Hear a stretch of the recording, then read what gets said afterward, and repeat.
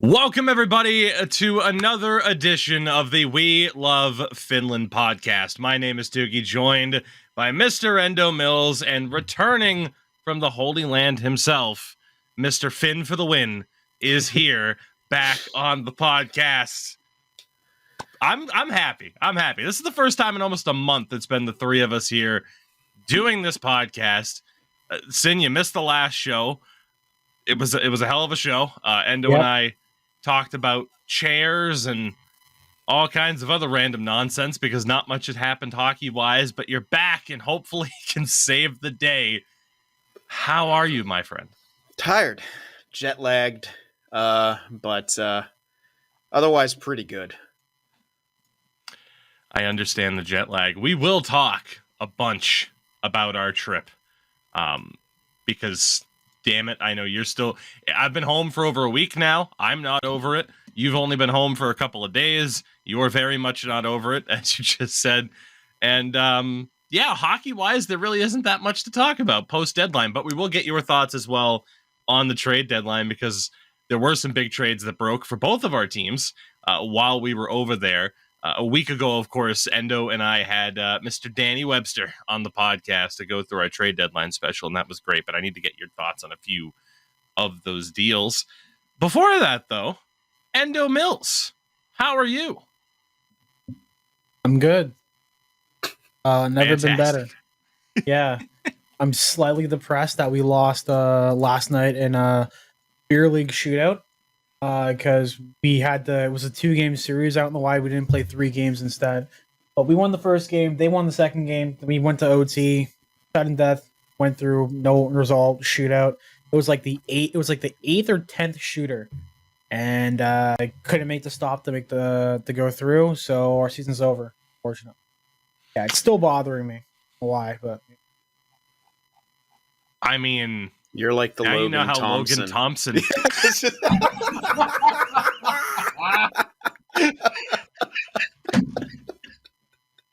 Oh, that's incredible. See, the difference between him and me is that he gets paid millions. And that we were already in the playoff. Yeah. It wasn't to get in, it was to go to the center. Shootout in the playoffs.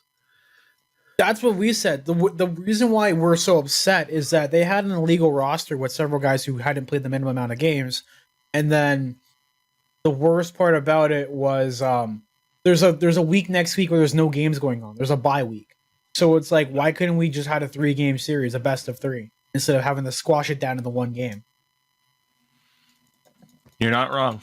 It's as questionable as the World Juniors ending in a shootout, I would say. But hey. Yeah. It happened. It happened. But Endo, I think I know a way to cheer you up.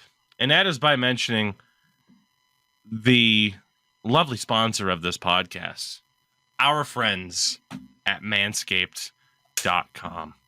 Ooh, is it back in stock, Endo? No, this is the same one. I haven't bought it yet. I prioritized buying the chair over my armpits, because let me tell you, when I built that thing on stream, not yesterday, the day before, I was like under an hour to get this done. It took me just under an hour because I was drunk. And just chilling. Manscaped, get your spigot deodorant. I've used up the entirety of it. I am on like fumes, essentially. Manscaped.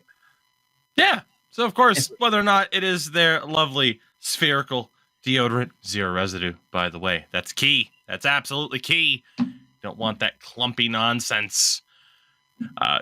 As well as other fine products, of course, that we've talked about throughout this show's lifetime. The Lawnmower 4.0, the Beard Hedger Pro Kit. Sin, I saw you bringing that beard comb from the Pro Hedger Kit all the way to Finland's, because why wouldn't you? It's a phenomenal, phenomenal product from our friends at Manscaped. And again, as always, you can use code Tougie at checkout. That's TOUGIE for 20% off your order and free shipping at manscaped.com. That's code Tougie at manscaped.com. With that, let's get to some viewer questions here, and we'll start off with a question I think that was just answered, but RG Dust asks, Endo, how's the new chair? Good. Look at this. I can do this. I flip them up like that. I can just spin around. It's so good. It's so awesome. And because of that, I had to change out my entire fucking layout in my room. Had to. Because I will explain. So I have discovered that this room was on an incline. That's it. I was sat over there. It's too high. It was too weird, so I moved everything back over. That's it. End of story. Shut up. And what a great story. Phenomenal. Absolutely phenomenal. Terrific. Just terrific. From AJ, favorite video game plot. Well, based on Finland, it's the plot of all of our Mario Party games. And when we were over there, we played 6 or 7 rounds Oh my god. in about a week. God damn it. I'll have a real answer in a minute. But yeah, God, we played a shitload of Mario Party. It was fun. It They was. need more boards though. They I'm a do. little It was disappointed. Mario Party Superstars for those who Yeah. are wondering specifically. But Oh, okay. brought the old Switch with me, and yeah, it's just God. You're still hard pressed to be able to top in terms of video games Mario Party with other people. Like Yeah. it's fun. Like Endo has played. It was me, you, Monkey Dude, and Davos that have played Yep. like on stream before, but it's still not quite the same unless you're all in the same room.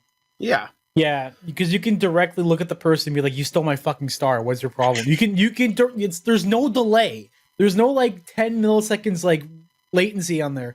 It's you see him input that button to take away your star, and you know exactly who you're getting mad at per se. It's very, very true. So, favorite video game plot of all time?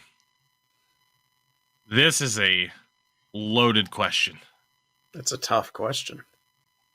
As someone who loves story-based games, my brain goes to, I mean, God, it's like more recent games. I think of God of War, The Last of Us. In the past there was Got some one. good ones too. Endo Mills. Ratchet Deadlocked. You're set. The played whole that. point is you're set to like go investigate something. It's the opening cutscene, and then you're basically taken prisoner, and you are forced to fight in this televised gladiator event where you have to take down other like bosses and other people who are gladiators in the event as well. I don't know why, but it is the one game that I can go to 24/7 365 and play non-fucking stop. That and One Piece Grand Adventure. That's it. Sin, has anything come to mind for you? A lot. Yeah. It's got to be the Halo series. Can I say a series? If not, then Halo 2. I'd say that's fair. Yeah, the Halo 1 through 3. Incredible plot line. Just fucking phenomenal. And Halo 2 has one of the best campaigns of all time. That it does. God, again, like I'm stuck on the Red Deads, the God of Wars, The Last of Us, even like the Telltale Walking Dead games, the whole thing, actually, now that I think back at it. God, man. even the Batman Arkham series, because Yeah, that's God, great. like especially like people didn't like it as much, but Arkham Knight, where spoiler alert for a decade-old game at this point, like Batman is consistently taunted by like the image of the Joker, even though he died in the previous game, and that whole dynamic of how they kept the Joker relevant in the game, even though he was dead, was just, and it's just Mark Hamill taunting you for an entire however you long burned campaign. that bitch alive. in, Was like, it the still opening Mark cutscene. Hamill at that point? I think Yeah. so. Okay, because I know the voice of the Joker switched. Didn't it? Yeah. Perhaps I haven't seen too much like animated stuff in terms of Yeah. whether or not they would have switched that out. I did finally get to see the Batman that came out last year on the flight over to Finland. It's a pretty damn good movie, man. It is. I don't was know why happy with people it. didn't like it. I thought it was very, very good. It was Yeah. It's like- voiced by Mark Hamill. okay. Okay. Check. Like I've I've talked about it before. I am someone as a major Batman fan that loves the camp of like Batman Forever with Jim Carrey as the Riddler, or even Batman and Robin with fucking Arnold as Mr. Freeze. Oh, Like God. objectively terrible movies. I Probably. adore them. But What killed the gr- dinosaurs? The Ice Ice Age. Age. The fucking bat credit card. amazing. Jesus The Christ. one-liners are Tommy Lee Jones as Two-Face is That's Tommy Lee Jones. Like, it is. It's just Tommy Lee Jones being like, I'm going to make my own fun out of this. It's the best. No. But I also love the more gritty kind of approach. And like the Nolan Batman films obviously had their fair bit of grit, especially The Dark Knight. But this one as well was really, really grounded. And God, I love that movie. That was phenomenal. Yeah. And what better time to watch a near 3-hour movie than on a flight? So there you go. That's where when I first watched it too, was on, I think, the summer flight to Finland is the first time I watched that. I tried to download it to HBO Max and it wouldn't download, so I couldn't watch it last time. Well, but I was able to get it this time. Watching this film, Did you not looking out the window of the plane, watching the sunrise. Top that. Did you not fly Finnair? Because they have your own like personal TV. So in June I flew Finnair, but it wasn't on there yet. For one of the no, that's right. The frickin' the long flight from New York to Helsinki, the in-flight entertainment was down. Oof. Oh, no wonder. I had books, I had stuff on my phone, I had my Switch, so I was good. There was a dude next to me who had nothing. He literally sat there and looked forward for 6.5 hours. Holy shit! Why didn't you give him a Psychopath. book to read? Jesus Christ! You know what? It's your fault. Your fault that it might be. Yeah, he sat there like, you think like, maybe he'll offer me something. Maybe he'll be like, hey, you want to play a game on the Switch? No, it's all your fault, Tougie. He didn't talk to anybody. So Inconsiderate prick. I mean, in some ways, yes. From Sad Nico. AJ, that was a hell of a question, by the way. Loaded question, because it's like, Jesus, basically, it's like, hey, well, then again, no, favorite game of all time would be a different story, because it could be a game that has no plot whatsoever. So, yeah. From Sad Nico. Sports game relevant. Is there a way to do scouting properly in sports video games?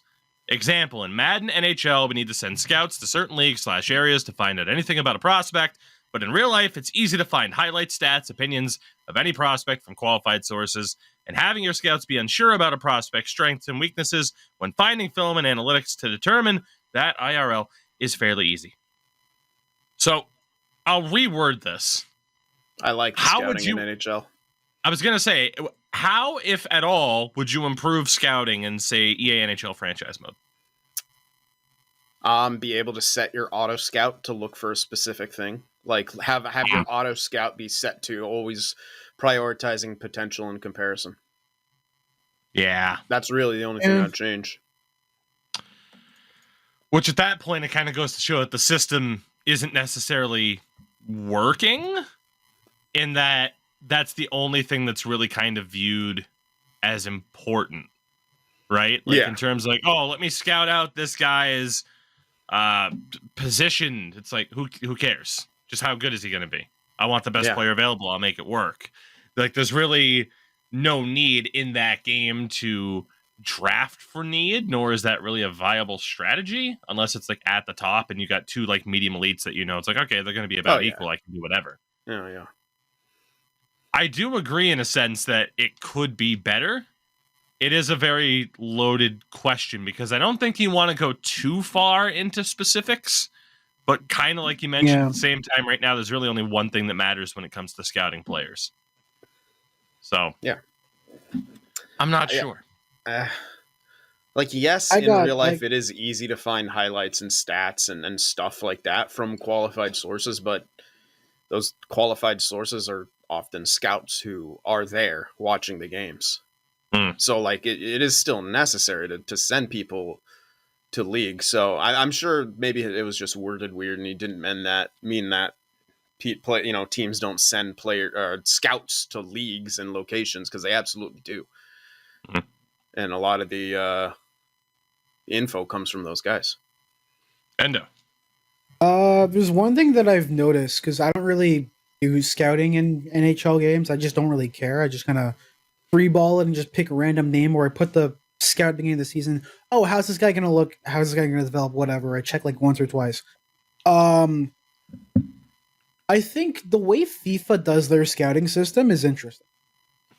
But then again, like that's on a bigger scale because that's like a world game and really soccer is played all around the world. So that's the reason why they can have their system set up the way it is. But I would want to see something like that combined with NHL's kind of system with that. I also want to see a bigger incentive of grabbing undrafted players who are stars. For example, your scout could tell you this player right here, he's eligible for the draft this year, next year, and the year after that, but he's not going to get drafted. But you should keep an eye on it. Yeah, I mean, NHL games at times have had it, skewed a bit too far towards like, oh yeah, you can get late round steals all the time. Now it's almost skewed to the point where you very rarely get late round steals. It used to be skewed heavily towards overagers being super effective, and now they are completely irrelevant within a franchise mode. I would like to see the NBA system as well, where players have a potential ceiling and a potential floor. So it's like, well, you're kind of going to know based off of if you scout someone effectively, okay, at best, this guy is going to be a medium top four defenseman. At worst, though, he's an ECHLer. And it's like, oh, yeah, we have that range locked in. Like, we just don't know. This guy is a complete toss-up. Whereas, you're scouting in the top 5. That'd be interesting. Or number 1 overall pick. It's like, because that's a thing that happens in the real life NHL, right? Is especially with those top 5s is where, and I'm going to throw back to the 2022 draft here, where you have players where it's like, okay, Shane Wright, is his ceiling as high as Slavkovsky's? Maybe not, but is Shane Wright the better player right now? Yes. So it would give more value to, these players that start off like between 65 and 70, but their ceiling's higher. But Shane Wright starts off at like a 76, but his ceiling's a little bit lower. But at the same time, you could also argue Shane Wright's floor is higher. Like he's more of a sure thing, but that's the trade-off, right? Do you want more of a sure thing or the prospect like Slavkovsky who could be whatever and that much further up? It's like they've kind of tried to do that with the low, medium, high, but it's like that's only accuracy. It's So like when you see like those teams in the top 5 taking the high top 6, who's like 65 when there's like 75 plus medium elites going, it's a little weird. Right. Yeah, but you're really guaranteed a second liner. You really don't see players fall down the board all that much, and you don't, and I'll throw it over to you here while I try to think of the last point. I honestly just forgot. If there's one thing that I've seen recently on Twitter that could be implemented in NHL, probably, is I'm not sure what account does this. If it's Evolving Wild or whatever, hockey or whatever, they have a thing that shows them their readiness for the NHL, like a percentage. It's like, oh, this player is like 20% likely to make the NHL, 80% likely. You could see something where like, oh, you have an overager pick, but like, at first he was like, oh, he's not going to make the NHL at all. Then he has a good overage season and develops better fundamental skills. You could have a situation where it's like Justin Brazeau, who was an absolute dominant like player in his overage season, gets offered a spot with the Marlies, doesn't really pan out, gets traded over there to the Portland Pirates and all that, right? Yeah. I just think in general, right? Like it's just that. Especially, I will say Madden, NHL especially, they just need to flesh these things out a little bit more. Like there's so much potential to try and kind of replicate what we see in the draft instead of that not really being that much of a thing. And so much of that is tied to the AI GMs being incredibly dumb and useless and not having a general direction or idea of how they want to build their team, for better or worse, because I do think there needs to be essentially like AI GM ratings as well. You know, it's like you have coaches and scouts and stuff like that. I think AI GMs need to be a thing added into NHL. That way, too, some teams can just end up with, objectively bad general managers. Chuck Fletcher, looking at you, homie. So I would love to see that replicated. But again, solid question. I mean, Our that's last already question replicated. comes. That's What was already that? in the game, though. I mean, look at all the AI movements that are happening in franchise mode right now. Every GM's fucking Chuck Fletcher. And I I was remember, about to say, yeah. At this yeah, point, every GM's pretty Chuck much. Fletcher. Lou Lamoriello, Sleepy Lou, what's his name? Fucking hell, Mike Milbury. That could go off. fucking Sleepy Lou. Is that? Are we making that a thing? Jesus. I Have paid him some too much. Have some respect for Lou Lamoriello. I My don't know. God. Dude doesn't even know where he is anymore. Come on. Yeah. With that, final question, bring back the Sound Tigers, and this will transfer us over to our first real topic of the day. What is the timetable for Sin moving to Finland permanently? Sin, is there a timetable? Yeah, spring 24. Yeah. Damn. That's what I heard when we were still there. So, And extra motivated now for sure. yeah. This trip in general, right? Just to talk about this, because I haven't gone a day without thinking about how amazing it is over there. How much I hope with Sports Gamer that we have another event at the beginning of the summer, end of spring, like we did last year, as an excuse to go back over. You're planning on going over no matter what, so being able to do Yes. something with Sports Gamer would just be a plus. Mm-hmm. But yeah, this was this was an amazing goddamn experience. It really, really was. Even from the start, we both lucked out, and like our flights over there were smooth, no real issues. You had to go to Dallas again and look at people enjoying Whataburger, which is always a shame. But Better than having to go to fucking O'Hara. fucking O'Hare Airport, yeah, Jesus, Yeah, Dallas is a really freaking clean airport. Like it's really easy to get around. Like it's huge, but they have this like tram that'll go all the way around. It's super easy to navigate, and good food and shit, I guess. So yeah. But I mean, just like the flight over were smooth as hell. So it's like, all right, you just kind Yeah. of knew from the start this was going to be an awesome trip. We had the storybook arrival as I walk out. I hit the ramp, and who's at the bottom of the ramp? Who's the first person I see? But Sin in his beautiful winter hat. But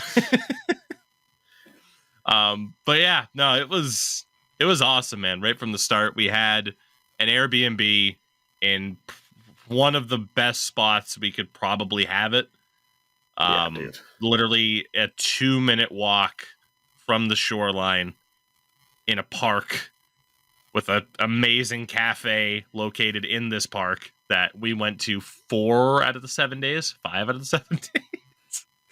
Like, I mean, like just a dream scenario, really.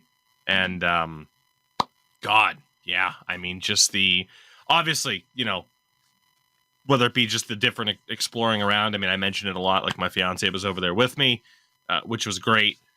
And then we get to the actual like event itself over the course of the 2 days, and that was something. We've had 2 drastically different experiences, both positive in their own ways, but 2 drastically different broadcasting experiences in Helsinki at this point. Yeah. But yeah, there's a reason why Sin can somewhat confidently say that, like, oh yeah, hopefully within a year I'm over there. And I'm jealous in a sense, because I feel like if I was in a slightly different place in my life, having not just been like, oh yeah, I've been in this house for almost 2 years type of thing, it is something that I would actually consider as well. Like genuinely consider. This was a trip and an experience where it genuinely gets you to think about, like, what do I want for my future? Where do I want to live moving forward? Where do I want, my family to be? And to potentially, just the idea of even like, okay, kids, do I want the kids growing up in the U.S. school systems or the Finnish school systems? Boy. Like, just every aspect of it, man. Every aspect. It is an amazing, amazing place. And so I feel like we could both wax poetic about it. But if I didn't mention anything, or if you wanted to go into detail about anything, let me know, because this is kind of what I presumed would take up a good amount of the show today. No, yeah, I don't know. It's hard to not just go off and say how amazing it is constantly, and I do constantly, to everyone I meet who asks me where I was and what it's like, and it's just, yeah, it's pretty nuts just how, I don't know, like, I'm in a position where like, I feel so at home over there, and it's a much, much different feeling. Like, yes, kind of my life is here in a lot of ways, my family's here, but I don't have anything holding me here in America, in California. And the more time I spend in Finland, the more I just like get that feeling of like, yeah, this is where I got to be. And especially now, like, yeah, I've deleted all my dating apps. Just saying. Hey, wow. And that's a big reason I'm going back early in June. Make sure I'm invited to the wedding. And if you could plan it for either apparently February or June, that would be great, because I might already be over there. Oh man. Well, I mean, hey, if that's gonna happen, all the more reason for a different wedding at the end of this year to maybe have a streamer table at that wedding as a few months early American send-off. Who's to say?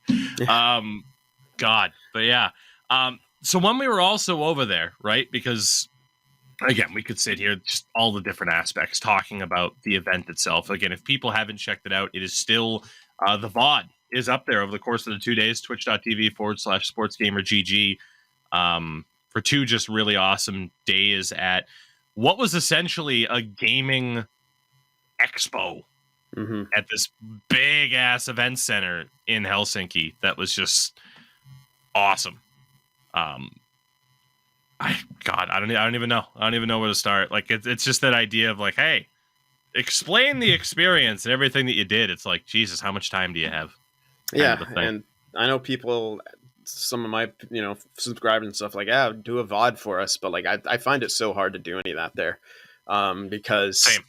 I'm just completely in the moment constantly, and that's such a nice feeling. And yeah, I would love to like take the time, and I told myself, all right, I'm gonna do it this time. I'll find some time to do it, and I'm just like, I didn't, because it's just, I don't want to talk about what I'm doing over there.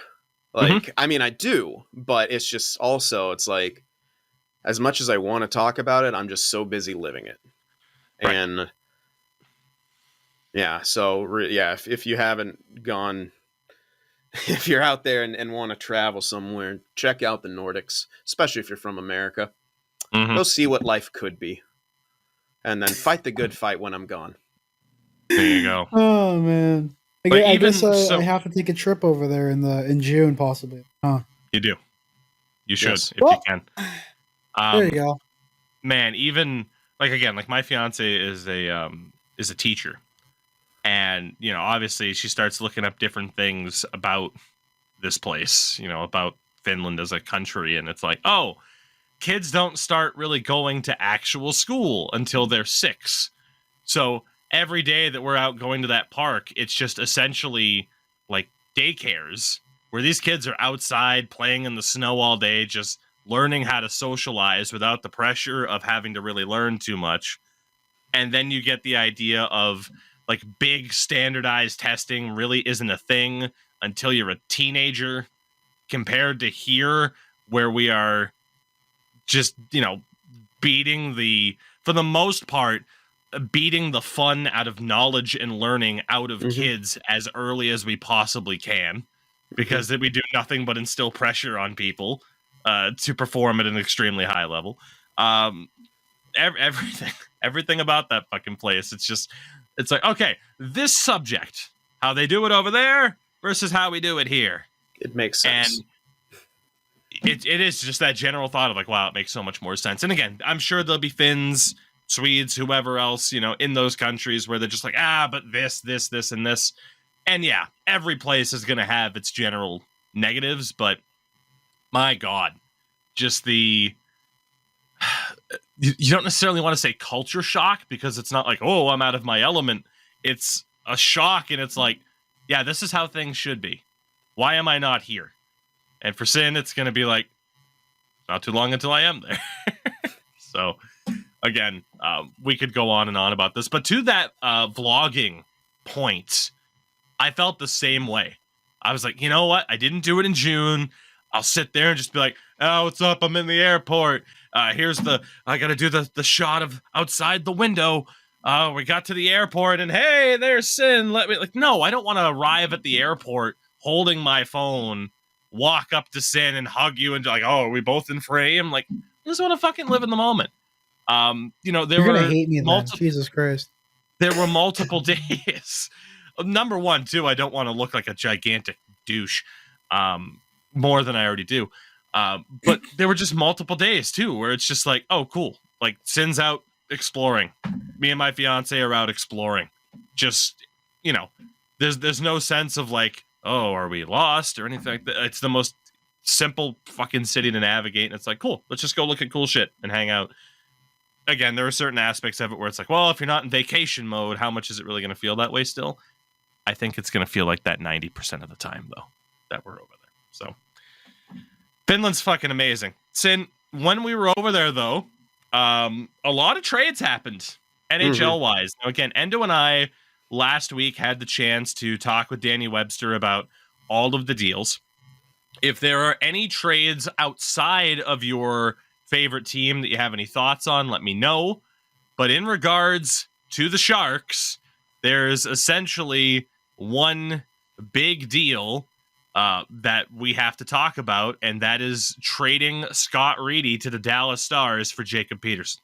Absolutely. Jacob Peterson's a beauty. And I'm very, very excited to have him. I liked Scott Reedy. An incredible net front presence. Good looking fucking guy. Good looking ball player. Anyway, good looking kid. But I've heard a lot of good things about Jacob Peterson from Dallas fans, and they seem to love him, which is often a good sign. It means you're getting a good character guy usually, and maybe some decent potential as well. Aside from that, there was the Nemesnikov swap, which essentially had Nemesnikov go to Winnipeg from Tampa. The Sharks gave up Michael Eyssimont but picked up a 4th rounder. Free pick. Stonks indeed. We got Eyssimont off waivers, so stonks. There you go. Nick Bonino back with the Pittsburgh Penguins. Sharks get a random Swede, a 7th and a 5th, a conditional 5th. So not much. We gave the 5th to Montreal or some team for brokering the roster, the salary retention. We don't get the 5th. Well, there you go. And then the two big deals, and I genuinely consider this first one a big deal. Sending a 3rd round pick in 2024 to Anaheim for the signing rights to prospect Henry Thrun, who at Harvard as a defender is fucking crushing it. Had 32 points in 35 games last year, has 26 in 28 this season. If the Sharks can sign this guy at 21 years old, fucking GG's. That is huge, especially on top of the big trade that we'll talk about in a second and the prospects that they picked up there. They seem fairly confident they can sign him, so I hope they can, because a 3rd is not, no small thing, really, when it comes to a player like that.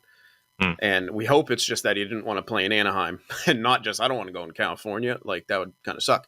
But, the organization seems confident that they could sign him. I don't know if they give up a 3rd, if they aren't at least like 90% sure that they could sign him. We'll see, but I hope like hell we do, because I'm very excited about him. I think he could be very good. Defense is something prospect-wise that we wanted to add on. especially as Ferraro's not looking as great as we once thought he could be. And then there is the trade.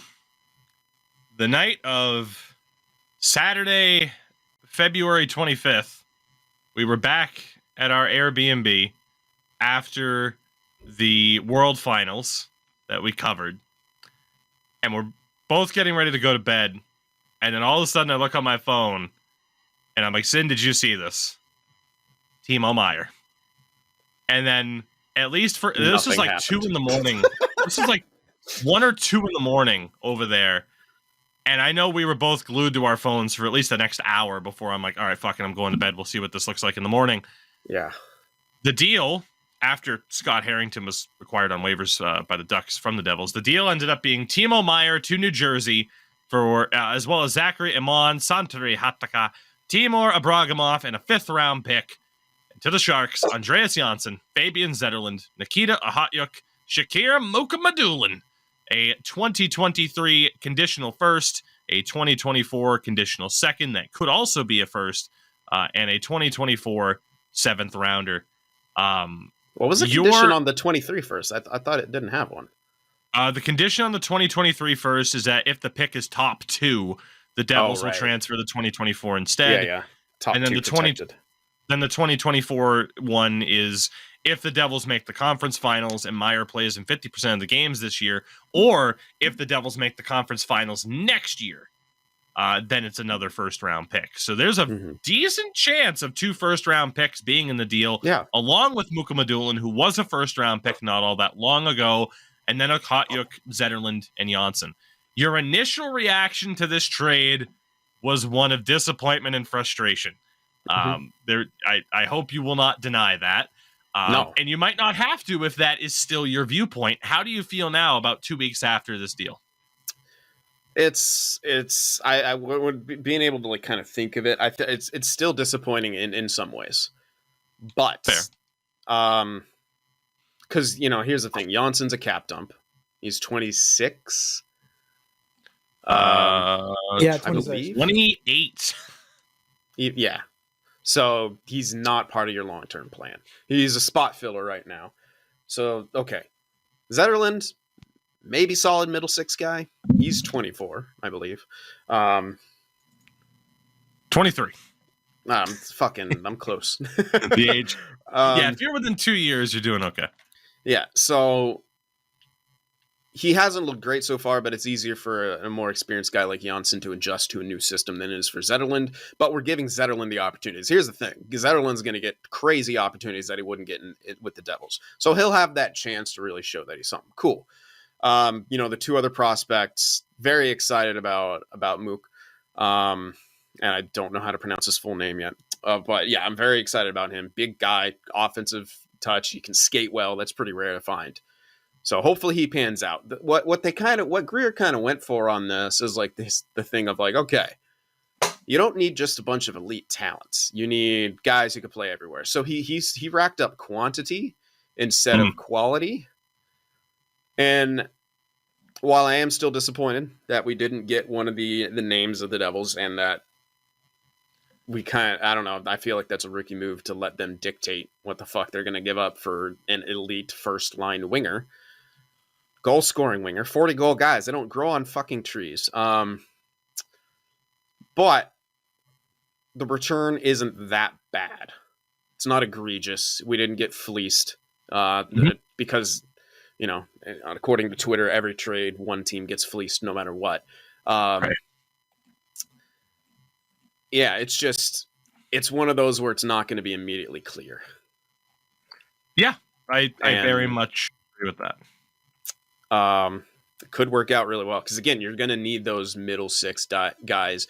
By the time we're looking to compete again, Zetterlund's going to be smacking his prime, and a guy who can play, anywhere from 3rd line to maybe fill in on 1st line every now and then and make an impact. Guys like that you really need. Janssen, don't know if we even keep him. So he was more of a cap dump. But those 2, other prospect guys, essentially you went for like 3 guys who could have solid friggin' impacts. Like we'll put it in NHL 23 terms. You got like a guy, who's ready for 3rd line with top 6 potential, and then 2 guys with around top 4 potential, maybe a bit higher of an upside for Mook. You need those guys. You can't just have a ton of elite guys and try to stuff them in. I mean, just look at Toronto. You could argue that they had too many elite guys. They've lost some. Or Edmonton, who kept trading them for garbage. So I understand what Greer's trying to do. You better hope for a fucking top 3 this draft pick this year. If you're bumped out of the top 3, it's bad. Or not as good. Like, I know the top 5 is good, but man, you really need a top 3 pick. I do think had Timo Meier had an extension, you would have landed at least Holtz, although I know you weren't sold on Holtz. Like, Luke Hughes or Simon Nemec was never happening. Not a chance. I mean, I don't think there's any way the Devils would give up those two, both being former top 5 That's why I was saying, picks. okay, then don't deal with them. Like, and I know Greer said, maybe things are different. He won't have that. You can't trade him on the premise of he's going to get, have this year playoff, like, in the deal. Like, he won't play this year playoff, so he'll be worth less than the draft or in. I don't know if I completely buy that. I still think you could have traded him at the draft or in the offseason when team have more money. You lock him into the extension, then you get a bigger return then. So, yeah. But I don't, like, again, sure, they don't have an extension. I don't think there's any way that the Devils don't sign him. So they got more. I do think in terms of the return, though, it was good. Like you said, they did go for quantity over quality, but they also needed quantity. They, prior to this trade, did not have a defensive prospect that was taken in the first round. Yeah. Mukamadoulim, however the hell you want to say it. I always say it like they pronounced it at the draft because it sounded funny. Is their only guy. They do have, like, Ohatyuk is a former second rounder. I think Artemi Niazov was a former second rounder. I know Matthias Havlid was. So it's like they have some guys who were almost there, but they finally I want to say Knizhov was too, but I could be wrong on that. Maybe. But they finally get some defensive depth that they need, right? Because you don't know what the future for Carlson is. They have Mario Ferraro signed long-term. Obviously, Vlasic's up there in age. Even someone that they did sign who they're like, hey, maybe this guy will be something for us, Marcus Nudivara, he's missed all season due to injury. So it's just one of those things where, yeah, I mean, would you have preferred one stud player, even like a Dawson Mercer? Or would you have preferred to kind of restock the cupboards a little bit more? It's like, okay, you can have one really awesome meal and then you might go hungry on some other nights, or you can consistently eat. It might not be fine dining, but you're not going to go hungry. It's a tough call. So my initial reaction to that Sharks trade was that, hey, I don't think it was that bad. I do still feel that way. In terms of points percentage right now, as of the day we're recording, which is March 9th, the Sharks have the third lowest winning percentage in the league. They are only outshat by Chicago and Columbus. Chicago, by the way, is 1 point back with a game at hand. Columbus is 3 points back with a game at hand. So there is still a realistic scenario where the Sharks could end up being the worst team in the league. They currently have the worst form in the league at 2-7-1 in their last 10. Yeah. So time will tell. Like you said, it's another big aspect of the trade is just time will tell in regards to a lot of this stuff. Aside from that, couple of small things to make note of before this one kind of fucking pain in the ass story to mention. It is March 9th, and the Boston Bruins could be the first team to clinch a playoff spot. They'll need some results to go their way. It's unlikely they clinch tonight, but it could happen. The scenarios as laid out on NHL.com, they need to beat the Oilers. The Sens and Islanders both need to lose. So, could happen. but eventually will happen. Obviously, it's just a Yeah. matter of how soon do they clinch, because again, it has been an unbelievable season for them. Absolutely unbelievable. Yep. Tony D'Angelo was suspended for being a dick, aka suspended for being himself. Perfect. He got 2 games for spearing Corey Perry in the balls, which some people celebrated, I'm sure. The best part was it probably resulted in the GIF of the season, where every Lightning player then immediately mauled Tony D'Angelo on the ice. It was cinema. Brings a tear to your eye. It was absolutely beautiful. Aside from that, Ottawa, Cam Talbot is going to be out with an injury. He has had a lot of injury struggles, so we'll see kind of how that affects the Sens' ability to get into the playoffs. They are currently 5 points back of Pittsburgh, both teams with 19 games left. That Eastern wildcard situation is nuts right now. You have the Islanders in the top spot on 74 points with 66 games played. Pittsburgh, 73 points with 63 games played. Then you have the Panthers, who are 3 points back. Sens, Sabres, Caps, all 5 points back of Pittsburgh. I'm intrigued. I'm kind of rooting for Buffalo to make it, though. I am. Although that means they'd play the Bruins, and I don't want the Bruins to ruin their lives. So I don't know who I'd want the Bruins to play. But Doesn't matter. Bruins are trash. You know what? Just for that alone, let's go Buffalo. Yeah. Oh, God. And the final team to mention, well, this will be fun. First and foremost, for the Minnesota Wild, they announced that Kirill Kaprizov is going to be out for the next 3 to 4 weeks. Minnesota's currently in second in the Central. They were and pretty much are neck and neck with Dallas for that number 1 spot. We'll see what happens. Colorado has some games at hand, so we'll see kind of where Minnesota ends up. But obviously, the Western wildcard race is almost non-existent. It's literally between, like, can Calgary make their way in? That's about it. But still, fortunate for them to end up with an injury. But that's not primarily why people are talking about the Minnesota Wild. Because, when the Ivan Provorov situation happened, a lot of people were saying, it's just one instance, don't worry about it. And everyone else was saying, LOL, this is going to start something. And indeed it has. The Wild were scheduled to wear Pride Night jerseys in their warm-up, and elected not to.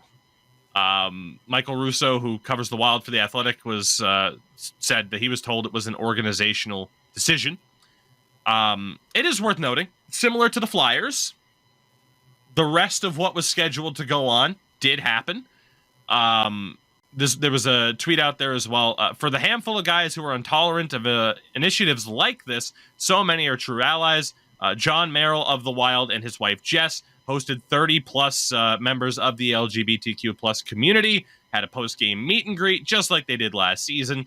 So you still had quite a few people that still held up their end of the bargain.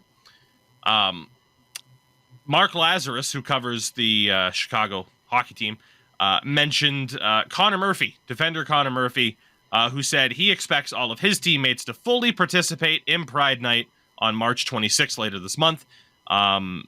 When he was asked about teams that haven't, he said it's a bit disappointing. He said of those who haven't, gone through with this, it seems like we have so many other nights and nobody else raises any issues. Connor Murphy, ladies and gentlemen. Connor Murphy. Fair play to him. Calling out the interesting hypocrisy of all of this, given that, what would happen if someone said, you know what? No, I'm not going to wear the Military Appreciation Night jersey. It's just a shame. My thoughts and opinions based off of that podcast that we did have not changed. If you cannot do the basics to show decent respect towards your fellow people, your fellow humans who are not hurting anybody, then fuck you. And if you have an issue with wearing a jersey that proceeds go to charities, you knew this was going to be a continuing thing this all season. I don't know if you guys have any opinions on this beyond what we had opinions previously in the season, but yeah, shout out to the Minnesota Wild, whether or not it's the organization outright, the front office. If they were like, well, shit, certain players aren't going to wear them, so we don't want to bring on the shitstorm, let's just not do it. Who the fuck knows? It's exhausting. It's pathetic. And hey, it is what it is, I guess, is kind of where we're at, because they're not the first team to back out of doing the bare minimum, and they won't be the last. So yeah, that's why I wanted to talk about Finland a lot today, and the Sharks and the trade deadlines, because that is the biggest story in hockey over the last little bit. And yeah. Yeah, churches in Finland actually had pride flags up because they can separate. You know, but I'm not even going to get into it. I've already said enough on the topic, and I've said my opinion on all the Pride Night stuff. I mean, it's just like companies. Every single fucking corporation on the planet puts a rainbow flag up during like Pride Month or whatever, and they don't give a shit. Clearly, like it's an image thing. So like, if you don't give a shit, don't do anything. Like, especially for like when it comes to teams, because yeah, people don't need to be reminded that people hate them, and they don't need to see a bunch of people justify that. They don't need to see an athlete that they may like say that, you know, fuck your existence, which essentially they're saying, I don't care if you disagree, that is what they are saying. Yeah. My belief that I would, you know, that I choose to uphold, or that I was fucking raised to uphold, is more important than the way you were born. Fuck you. No, it's not. And no, anything to add, or are we about done here? Fair enough. I mean, we've already repeated everything like a broken record at this point. So yeah, because we've had to, because this has continued to pop up throughout the season. So isn't that fun that one of the biggest talking points of this season gets to be this fucking nonsense of people just not being able to be half decent. But hey, it is what it is. With that, gentlemen, it was good to have both of you back here, and hopefully we have more shows coming up that'll be nothing but fun. But hey, in this current hockey landscape, who the hell knows? With that, Endo Mills, aside from chair streams, what do you got going on? And randomly playing drop-ins and versus. What the hell was that today? You haven't been around a lot, my friend. I've been playing versus a lot, honestly. Why? Whenever I'm just bored, I just play versus. Yeah, I don't know. I play versus, and I play actual hockey versus forcing the cross creases. Except when it goes to OT, and all they keep doing is spinning around the net and doing the fucking backhand like far side like crease cheese. Yeah, I was just bored, and I don't know what else I wanted to do. I've just been, I don't know, just in like a somber mood lately for the past 2 days, and so I was like, yeah, I'll play drop-ins. I don't know. It's either that or I play fucking Hut, and if I play Hut, I want to fucking kill myself. So you know. I was gonna say, you can't kill me, EA. I'm already dead. Is the vibe that I'm getting. Yeah, and today is not a content day, so no one's fucking streaming. Like, I wonder fucking why. Sin. Now that you're back, what do you have going on? Nothing yet. But eventually I will. And yeah, been strongly considering doing some streaming again and just doing it to do it. Because, yeah, I know my setup, I'm not going to be able to have the on-screen notifications because it just doesn't work, and OBS doesn't work on Mac, so I'm just going to do it. And just, yeah, because, again, I want to go to Finland, and I want to bring as much as my income with me. So if I could get, I don't even know if I'm going to be streaming on Twitch or YouTube. We'll see which one's the easiest and actually works. YouTube might be a better shout for you, in all honesty. Like, just right now, especially trying to get anything on Twitch can be incredibly difficult. So yeah, honestly, YouTube might be better because you do already kind of have the, built-in framework, having been on YouTube now for many, many years. Yeah. Sim for the Win Productions on YouTube. Twitch.tv/EndoMills. Yeah. And I am everywhere at Tougie24. Twitch-wise, we have been playing a lot of NCAA college football revamped, doing a rebuild, a Texans-only run with the University of Texas, San Antonio. It nearly broke me last night, so we'll see what the future brings for that. NHL-wise, brand new franchise mode just dropped with the trade deadline rosters. I am finally taking over Chicago. I refuse to touch them. And yes, I changed the logo. And a few minutes ago on YouTube, I got a tremendous comment from Samuel Marchand. Bro's colder than a snowflake. And I left a strong like on it. Because why would I not? So I'm intrigued to see how that plays out. And yes, the bait of changing the logo. It's going to deliver the salt that I'm looking for. But yeah, and then MLB The Show comes out later on this month, and there will be a lot of that. Torf's coming back, baby. Yes. He's a Finn now, though. I think I'm gonna make him a Finn over a German. I won't have to change too much about. You have to change his last name. Yeah, that's true. Oof. What do we do? There was that hockey player, Jimi Suomi, who was Finnish. His name's Jimmy Finland. So I don't know. Maybe we go Torf Suomi. We'll think about it. Maybe we'll have to take some suggestions. I mean, to be fair, my girlfriend's last name is actually kind of more German because she has Swedish background. But, oh shit! Spoiler alert. Hey, well, I was like, wait a second. He was getting vague earlier, but now he's like, fuck it. But I mean, like, he dropped a hint, I deleted the apps, I'm a changed man, born again Christian. Said it, buddy. That is true, but yeah. Up to you if you want me to cut it out. If not, then hey, no. I don't care. Send your congratulations to our boy.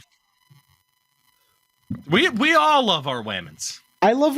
Yesterday was their National Women's Day, and my favorite thing is just I love women. It's just Did like you guys see. Oh, sorry. Continue. Sorry. No. My favorite thing is I'll just go there on Instagram and I'll see like all these buff like bodybuilding women posing and all that, and the top comments always just I love women. It's my favorite. Go ahead, Sin. I was just gonna say, a few Finnish things that I follow on Twitter posted a picture of 5 of the party leaders out of the 6 major political parties in Finland. Guess what, guys? You can have more than 2 parties. What? Yeah, it's like 5 out of the 6 major parties in Finland are headed by women, which is amazing and awesome. Imagine being space and being encouraged to go into I'm coming tradition. With you. Yeah. Like, god damn it. Like, I can stream from Finland.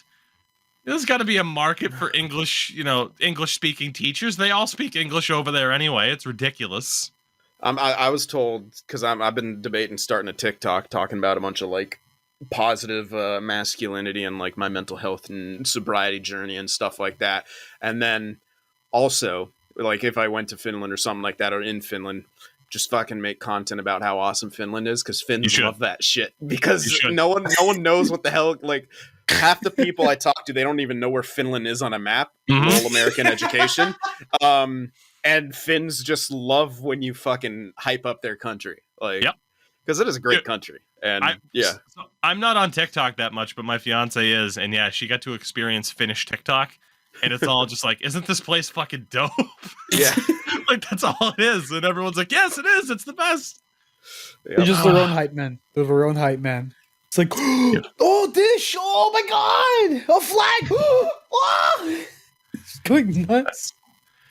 Oh, God. So with that, everyone, and we get to end the show on the high note, which I'm happy about. We will be back next week, hopefully with some more NHL positive stuff to talk about. Maybe. Possibly. If not, we'll just talk about Finland for a month until the playoffs start. That'll be the best way to do it. Yeah. So with that, everyone, support the boys, Twitch, YouTube. You know the deals. Thank you for listening. Thank you for watching. Manscaped.com, code Tougie, and we will see you next week.